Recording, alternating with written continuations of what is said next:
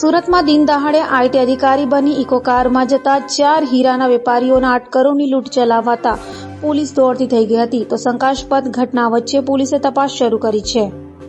સુરતના કતારગામ વિસ્તારમાં આવેલા બાલા આશ્રમ રોડ ખાતે અજીબ લૂંટની ઘટના સામે આવી છે। કતારગામ સેફ વોલ્ટમાંથી રોકડા 8 કરોડ લઈ ઇકો કારમાં રોડ પરથી પસાર થઈ રહેલા 4 હીરા વેપારીઓને એક યુવકે રોક્યા હતા।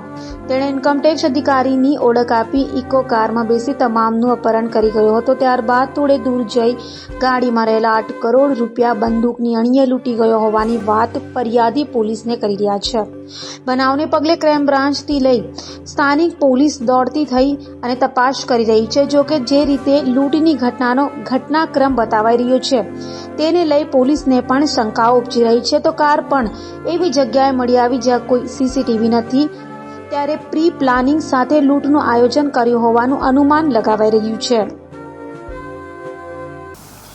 ગઈકાલે સાંજે 4 થી 5 વાગ્યાના સમયગાળા દરમિયાન કતારગામ પોલીસ સ્ટેશન વિસ્તારની હદની અંદર એક લૂંટનો બનાવ બનેલ છે, જેમાં Sahajanand technology private limited company જે છે એના એમ્પ્લોઈઝ દ્વારા એક ફરિયાદ આપવામાં આવી છે। જે ફરિયાદી છે કિશોર ધીરજભાઈ દુધાત, તેમના કહેવા પ્રમાણે કંપનીના એમ્પ્લોઈઝ જે હતા એ એમના કતારગામ સ્થિત સેફ જે હતો એમાંથી એ લોકો પેમેન્ટની મુવમેન્ટ કરી મૈધરપુરાના સેફમાં એ લોકો મુવમેન્ટ કરવા જઈ રહ્યા હતા। એ દરમિયાન એ ગાડીને વચ્ચે રોકીને એક ઇન્કમટેક્સના ઓફિસર તરીકે ઓળખાણ આપી એક વ્યક્તિ એની અંદર ગાડીમાં બેસી જાય છે અને આગળ જઈ એમને વેપન બતાવી એ લોકોને વચ્ચેથી ઉતારી દે છે અને કુલ 1 કરોડ રોકડા અને ગાડીની કિંમત 4,50,000 અને જે અંદર 4 માણસ બેઠા હતા એમના મોબાઈલ 20,000 એમ ટોટલ 1 કરોડ